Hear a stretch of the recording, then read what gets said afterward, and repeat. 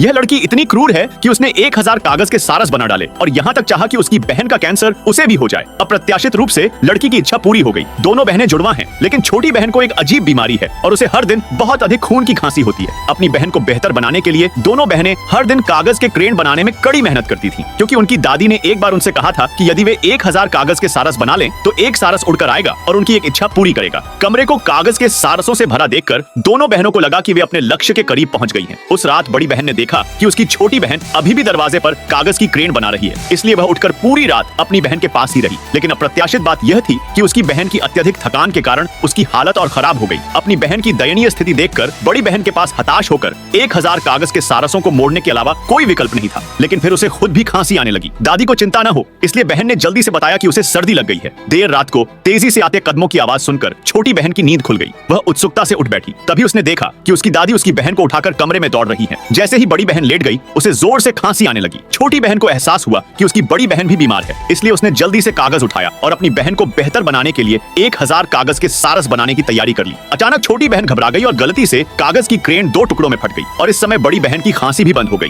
कुछ ही देर में कमरे से दादी के रोने की आवाज आने लगी और छोटी बहन को मन ही मन पता चल गया कि उसकी बड़ी बहन हमेशा के लिए चली गई है। तभी उसके बगल में रखे बक्से पर 1000 कागज के सारस दिखाई दिए। उसके बहन ने उसे उठाया और देखा कि उस पर लिखा था, हम हमेशा साथ रहेंगे। उसके बहन ने जल्दी से लकड़ी का बक्सा खोला तो उसके अंदर अनगिनत कागज के सारस रखे हुए थे।